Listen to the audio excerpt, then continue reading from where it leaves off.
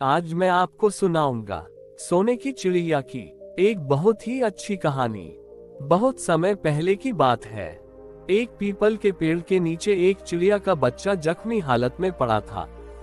वहां से एक किसान गुजरा। किसान ने चिड़िया के बच्चे को तड़पते हुए देखा तो उसने उसे उठा लिया और अपने घर ले आया और चिड़िया की बच्चे की मलहम पट्टी की और दाना पानी दिया। एक दो दिन में चिड़िया का बच्चा एकदम स्वस्थ और ठीक हो गया। किसान के बच्चे दिन भर चिड़िया के बच्चे के साथ खेलते रहते थे। धीरे धीरे चिड़िया का बच्चा बड़ा होने लगा। उसके छोटे छोटे पंख निकल रहे थे। उसके पंखों का रंग सुनहरी था। धीरे धीरे समय बीतता गया। चिड़िया का बच्चा बड़ा हो चुका था और उसके पंख भी बड़े बड़े हो चुके थे। चिड़िया और किसान के बच्चे दिन भर साथ साथ खेलते रहते थे। एक दिन चिड़िया का एक पंख टूटकर गिरा तो किसान के बच्चों ने उसे उठा लिया और अपने पिता को दिखाया। किसान उस सुनहरी पंख को देखकर आश्चर्यचकित हुआ और उस सुनहरी पंख को लेकर सुनार के पास गया। सुनार ने किसान को कहा कि ये पंख असली सोने का है। किसान ने उस सुनहरी पंख को बेचकर खूब सारे रुपए ले लिए। अब किसान का जीवन अच्छा कट रहा था। चिड़िया का प्रत्येक 4-5 दिन में एक पंख टूटकर गिर जाता था और किसान उसे बेचकर खूब सारे रुपए ले आता था। एक दिन किसान बैठा बैठा सोच रहा था। अब किसान के मन में लालच आ चुका था।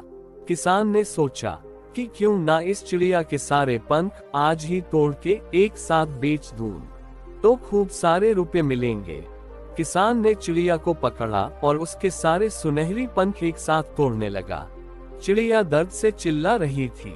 किसान के बच्चे भी अपने पिता को ऐसा करने से मना कर रहे थे, लेकिन किसान ने अपने बच्चों की बात नहीं मानी और चिड़िया के सारे पंख उखाड़ लिए और चिड़िया को मरी हुई समझकर घर से बाहर फेंक दिया।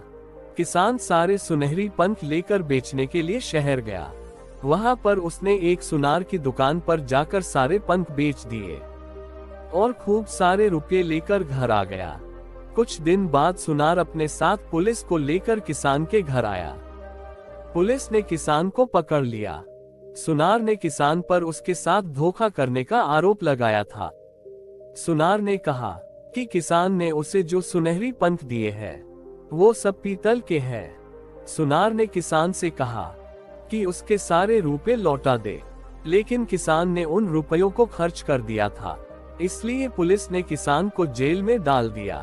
किसान के पत्नी और बच्चे बहुत परेशान हो रहे थे। उन्हें अपने पिता को बचाने का कोई रास्ता नहीं मिल रहा था। अंततः किसान की बड़ी बेटी सुकन्या ने उस सुनहरी चिड़िया को खोजना शुरू किया।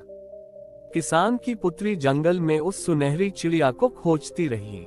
सुनहरी चिड़िया को खोजते खोजते उसे एक झोपड़ी नजर आई। उसने पानी पीने के लिए झोपड़ी में प्रवेश किया। झोपड़ी में एक साधु महात्मा बैठे थे। किसान की पुत्री सुकन्या ने साधु महात्मा से सुनहरी चिड़िया के बारे में पूछा और साधु महात्मा को सारी बात बताई। साधु महात्मा ने सारी कहानी सुनकर सुकन्या को कहा कि जिस सुनहरी चिड़िया की तुम बात कर रही हो वो मेरी चिड़िया है और मेरे पास है। तुम्हारे पिता ने लालच के चलते चिड़िया के बुरी तरह से पंख उखाड़ लिए थे, इसलिए तुम्हारे पिता को दंड मिलना ही चाहिए। साधु महात्मा ने सुकन्या को बताया कि सुनहरी चिड़िया के पंख उसके सुख और दुख पर निर्भर है। यदि सुनहरी चिड़िया सुखी होती है तो उसके पंख सोने के बनकर झड़ते हैं, और अगर दुखी होती है तो पीतल की बनकर झड़ते हैं।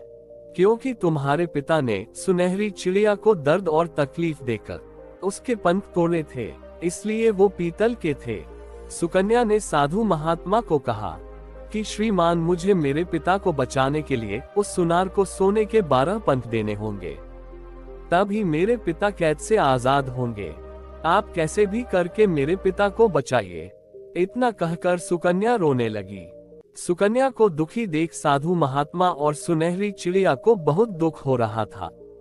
सुनहरी चिड़िया को सुकन्या के द्वारा दिया गया प्यार याद आ रहा था, इसलिए सुनहरी चिड़िया ने भी साधु महात्मा से निवेदन किया कि सुकन्या को सोने के 12 पंख दे दीजिए। साधु महात्मा ने एक मटकी में से 12 सोने के पंख निकालकर सुकन्या को दे दिए और सुकन्या ने वो 12 सोने के पंख सुनार को देकर अपने पिता को आजाद करवा लिया। कहानी से सीख। दोस्तों, इस कहानी से हमें ये सीख मिलती है कि हमेशा परेशान लोगों की मदद करो और लालच बुरी बला है और किसी के साथ की गई भलाई हमेशा काम आती है।